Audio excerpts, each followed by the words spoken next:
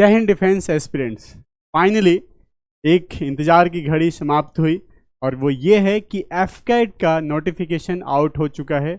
आज की वीडियो में मैं कंप्लीट इन्फॉर्मेशन आपको देने वाला हूँ कि एफकैट के लिए कौन कौन एलिजिबल होता है, कि एज क्राइटेरिया क्या होती है और कौन कौन से वर्टिकल में उनकी क्या क्या वैकेंसी आई हुई है, सब्जेक्ट वाइज कितने क्वेश्चंस होते हैं या फिर कौन से टॉपिक से क्वेश्चन होते हैं, निगेटिव मार्किंग होता है या नहीं होता है, और ये एग्ज़ाम आपके ऑनलाइन है या ऑफलाइन है, और अगर है तो नॉर्मलाइजेशन होता है कि नहीं, कितने शिफ्ट में एग्ज़ाम होते हैं, ये सारी जानकारी आज की वीडियो में मिलने वाली है।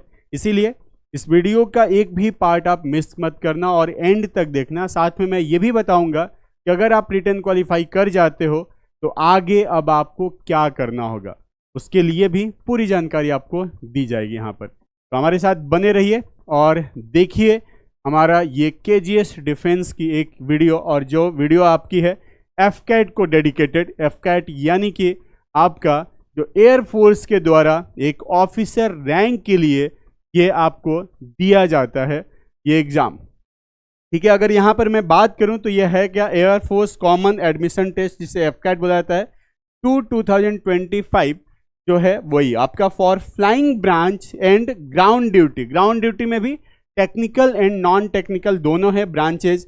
एनसीसी स्पेशल एंट्री अलग से है और ये सभी आपका जुलाई 2026 के लिए है, यानी कि अभी 1 ईयर बाद के लिए है, यानी कि आपका एज भी है वो 1 ईयर बाद ही कंसीडर किया जाएगा। ये ध्यान रखना, एज क्या होगा वो भी मैं बताऊंगा।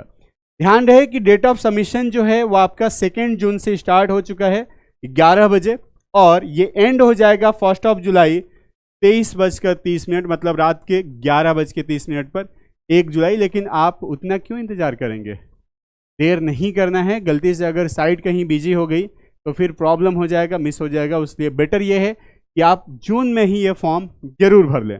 फॉर्म भरने के लिए आपको एक वेबसाइट पर जाके और ये भरना पड़ेगा। उसके लिए आपको क्या करना है, या तो करियर indianairforce.cdac.in पे जाओ या fcat.cdac.in पर जाओ, तो आपका ये फॉर्म मिल जाएगा। अब ये है किसके लिए, तो एयरफोर्स जो है वो मेन और वुमेन दोनों को ही बुलाता है, लेकिन ये शॉर्ट सर्विस कमीशन के लिए है, जिसके अंदर गैजेटेड ऑफिसर आपका ए ग्रुप का ये जॉब होता है।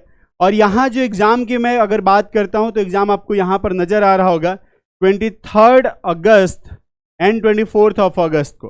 साथ में 25 अगस्त जो है वो एक आपका रिजर्व डे रखा हुआ है, यानी कि 23 एंड 24 जो कि सैटरडे और संडे आता है अगस्त में, उस दिन आपका एफकैट का रिटेन होगा।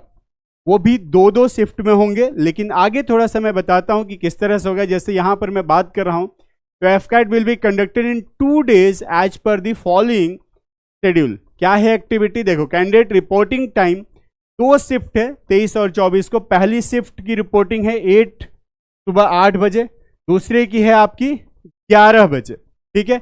और आगे अगर देखोगे तो वेरिफिकेशन ऑफ एडमिट कार्ड दिया हुआ है आपका कितना, 8 बजे से लेके और 9:45 तक है। क्लियर है ये।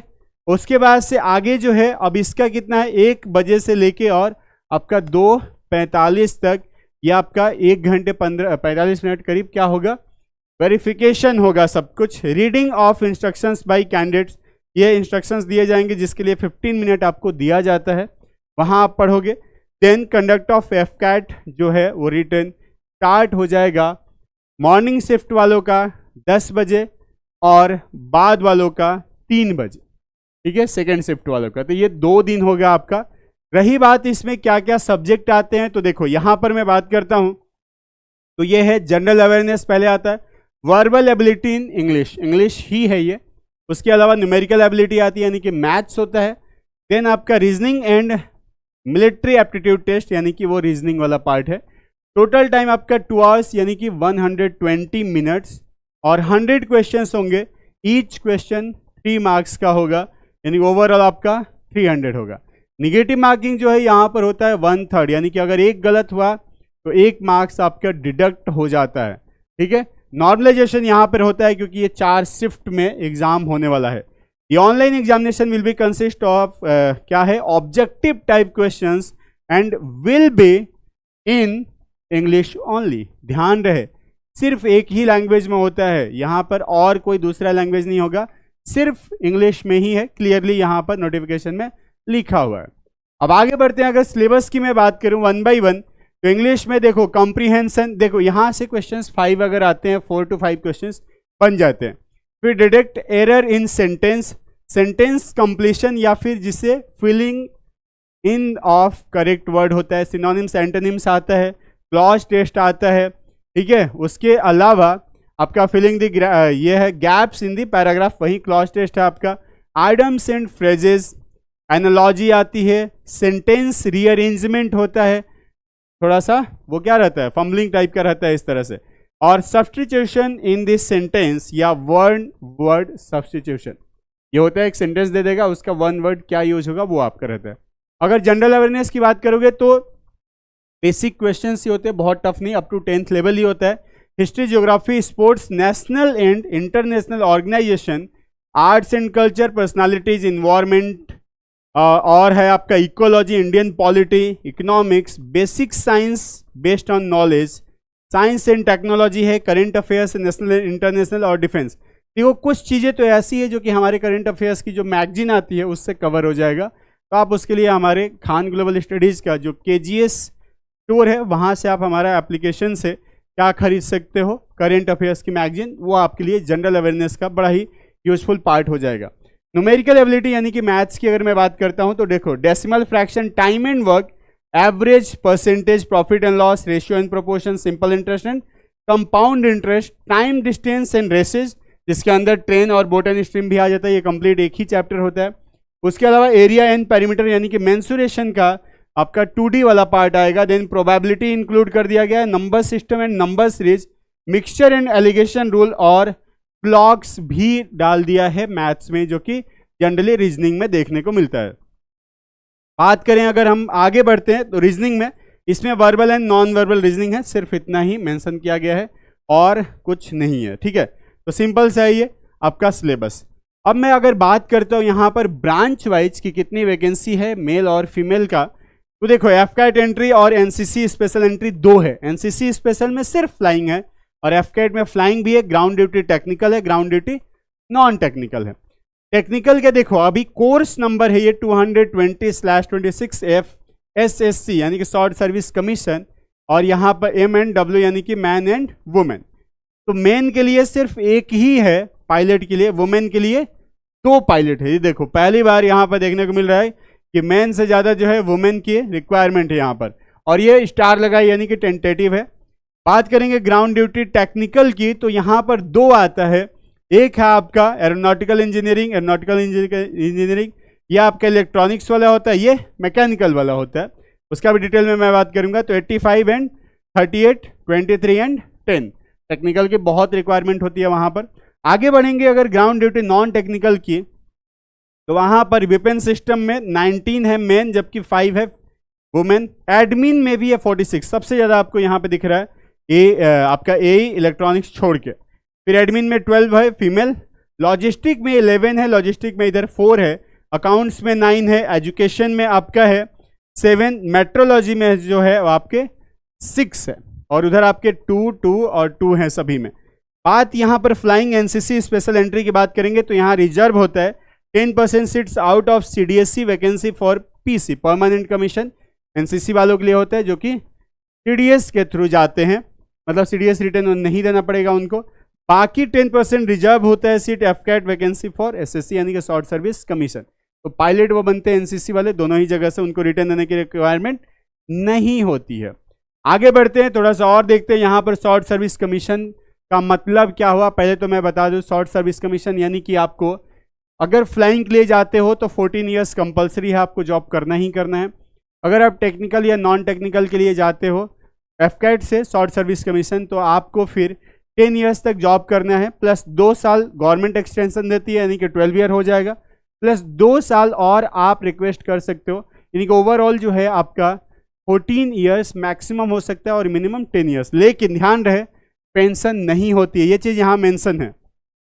देखो यहाँ पे the engagement period for flying branch man and women यहाँ पे 14 years from the date of commission, ये कंपलसरी है जब भी आप कमीशन हो जाओगे तब, यानी कि ट्रेनिंग के बाद। ट्रेनिंग कितने महीने की होगी वो भी मैं बताने वाला हूं आज ही की वीडियो में। Initial tenure for ground duty short service commission would be a period of 10 years. An extension of 4 years may be granted subject to service requirement and availability of vacancies, willingness, suitability and merit. इस सभी पर आपका 4 years का extension मिलता है। Grant of permanent commission PC भी होने के चांसेज है। ये देखो, ये बड़ा इंपॉर्टेंट चीज है भाई। एट द लेटर डेट, ये बाद में होगा, अभी नहीं होगा।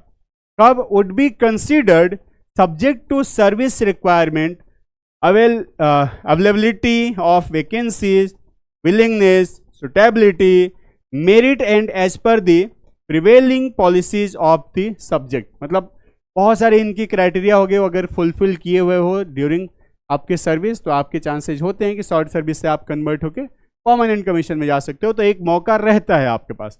अब बात करते हैं एलिजिबिलिटी की, क्या क्या एलिजिबिलिटी होती है इसकी। तो नेशनैलिटी जो है आपकी होनी चाहिए वो इंडियन दिया हुआ है यहाँ पर।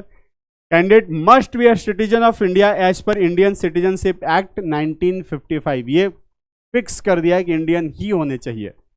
एज की अगर बात किया जाए तो देखो, फ्लाइंग ब्रांच के लिए जो एफकैट या एनसीसी स्पेशल से जाते हैं उनके लिए होना चाहिए 20 to 24 ईयर्स ऑन 1 जुलाई 2026। भाई बहुत दूर है, अभी 1 साल बाद है। दैट इज बॉर्न बिटवीन 2 जुलाई 2002 से लेके अगर 1 जुलाई 2006 तक आपका है डेट ऑफ बर्थ, इन दोनों के बीच में दोनों ही डेट इंक्लूडेड है, तो आप भर सकते हैं फ्लाइंग के लिए। Upper age limit for the candidate holding valid and current commercial pilot licence, यानी कि सीपीएल अगर आपके पास है issued by DGCA India, is relaxable up to 26 years. मतलब 2 साल और आपको एक्सटेंशन मिल जाता है अगर आपके पास सीपीएल है। यानी कि अगर मैरिड भी हो गए, अभी जैसे फॉर्म भरने के बाद से शादी कर लेता है कोई और 26 से पहले, तो वो अलाउ कर देंगे इसके केस में। बात करेंगे अगर ग्राउंड ड्यूटी की, तो इसकी डेट जो है वो 20 से 26 साल होती है, टेक्निकल एंड नॉन टेक्निकल का। ये आपका है 1 जुलाई 2026, यानी कि 2 जुलाई 2000 से लेकर 1 जुलाई 2006 दोनों ही इंक्लूडेड है। मैरिटल स्टेटस देखो, candidate must B unmarried at the time of commencement of the course and marriage is not permitted during the training। नहीं हो सकता है। A candidate who married during the period of training shall be discharged and will be liable to refund all the expenditure incurred on him her by the government। भाई training का पूरा पैसा आपको लौटाना पड़ जाएगा अगर आप मेरी जो ट्रेनिंग है उस दौरान अगर शादी कर लेते हो। तो बेटर है मत करो भाई, क्यों करना है, क्या जल्दी है इतना, है ना। आगे बढ़ते हैं। देखो, अगर फ्लाइंग ब्रांच की मैं बात करता हूं एजुकेशन क्वालिफिकेशन का, ये बड़ा इंपॉर्टेंट हो जाता है कि आपको क्या क्या रिक्वायर्ड होती है। देखो, candidate should have mandatory passed with a minimum of 50% marks in each in maths and physics at 10+2 level. 12th में मैथ्स और फिजिक्स दोनों में 50% से अधिक रहा हो, ये एक कंपल्सरी हो गया। आगे बढ़े, और साथ में क्या होना चाहिए, graduation with minimum 3 years degree course in any discipline from a recognised university with a minimum of 60% marks और इक्विवेलेंट। या तो कोई भी हो जिसमें आप 60% से पाए हो, लेकिन पीसीएम आपका रहना चाहिए था 12th में। या तो आप किए हो बी या बीटेक किए हो 4 साल का कोर्स किसी यूनिवर्सिटी से, 60% आपका होना चाहिए, उसकी इक्विवेलेंट होना चाहिए। Candidate who have cleared section A and B, A or B examination of associate membership of institution of engineering or an aeronautical society of India from a recognized university with a minimum of 60% marks or equivalent। तो इन सभी को क्या करते हैं, flying मिलता है। मतलब BTech वालों को तो ऐसे ही मिलता है, और पीसीएम जो है वो। अब जिसकी मैं बात कर रहा था, एरोनॉटिकल इंजीनियर इलेक्ट्रॉनिक्स, जिसको AEL से यहाँ पर डिनोट किया जाता है, और एक होता है एरोनॉटिकल इंजीनियर मैकेनिकल जिसको AEM से डिनोट किया जाता है। इन दोनों के लिए क्या होना चाहिए आपका, देखो 50% marks is physics and maths 10+2। साथ में आपको होना चाहिए क्या कि 4 ईयर डिग्री ग्रेजुएशन आपका क्या होना चाहिए, integrated post graduation qualification in engineering technology. आपको इंजीनियरिंग होना चाहिए, ये जरूरी है। किसके लिए, इन दोनों के लिए इंजीनियर ही चाहिए, ठीक है। और ब्रांचेज उनके क्या क्या है वो भी मेंशन है पूरा। अब आगे बढ़ते हैं, एक और है गया आपका नॉन टेक्निकल की मैं बात करूं तो वेपन सिस्टम बहुत सारे लोगों का है कि जो हथियार उनके बनते हैं उस डिपार्टमेंट में जाना है।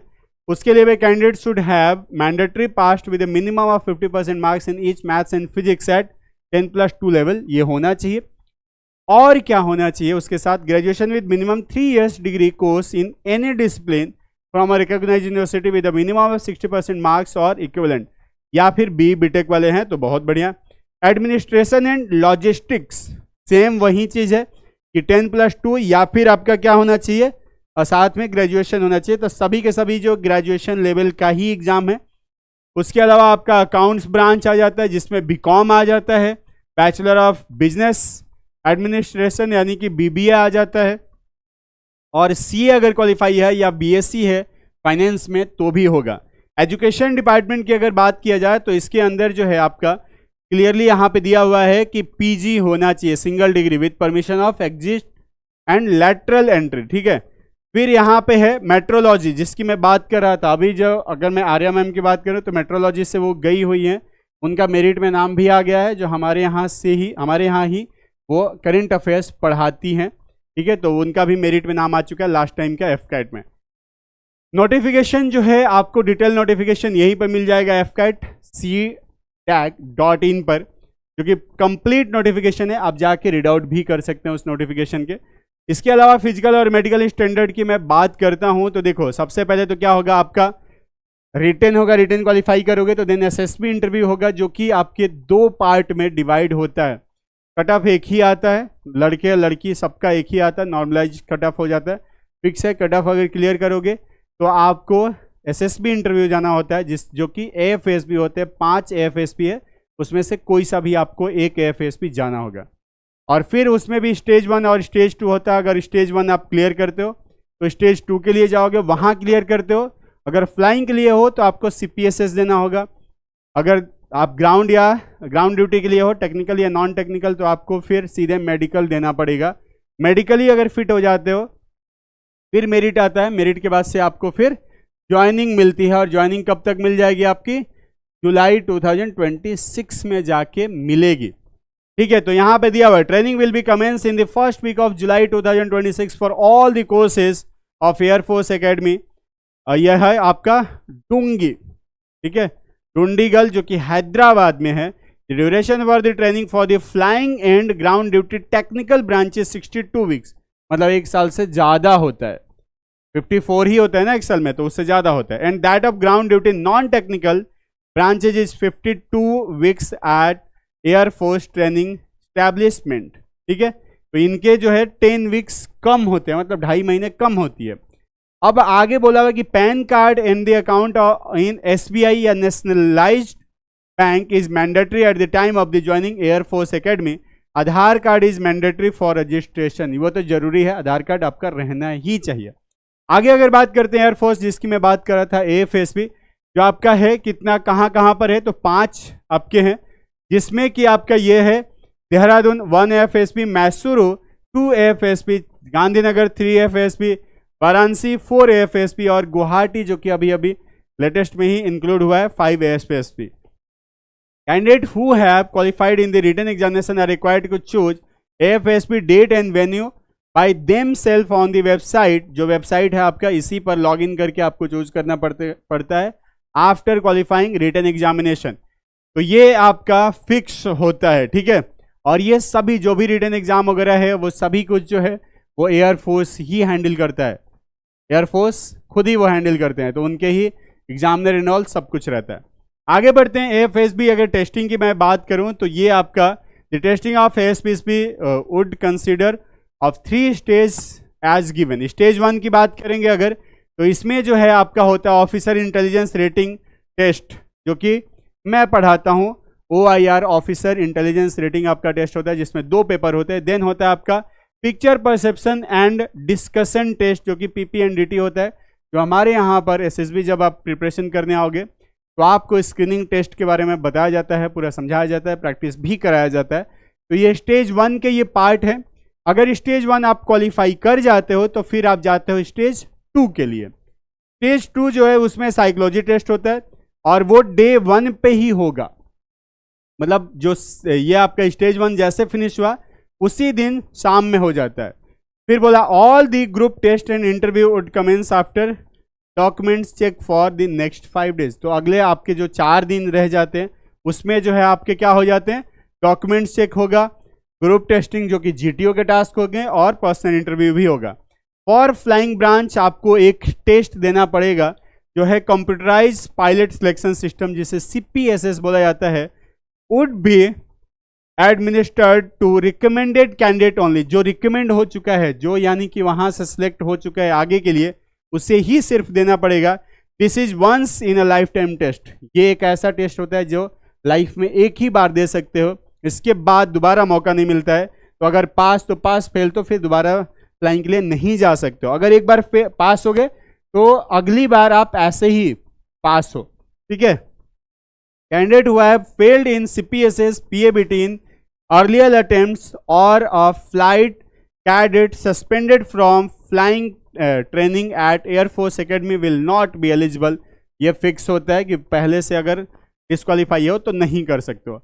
अब ये बात है conduct of online test for FCAT examination and fee structure. अगर फी स्ट्रक्चर की मैं बात करूं तो है आपका 550 प्लस GST, और ये नॉन रिफंडेबल है।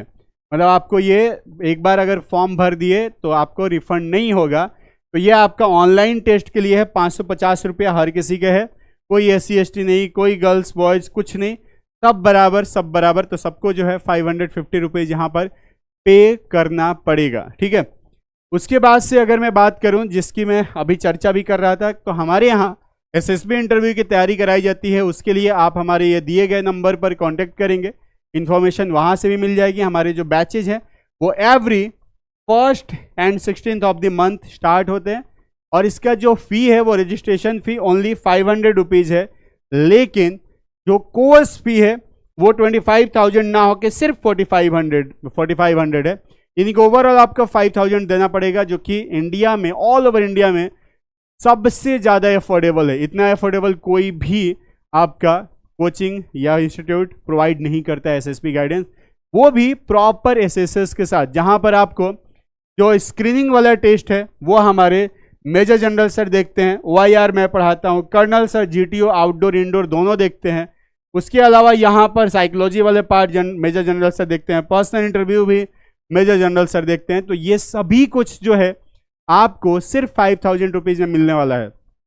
रही बात PG का, तो उसके लिए आपको नियर बाई कोई भी PG वहाँ पर रह सकते हैं। उसके लिए आपको जो है हम लोग कॉन्टैक्ट नंबर प्रोवाइड कर देंगे, जिस पे कॉन्टैक्ट करके आप वहाँ पर रह सकते हो।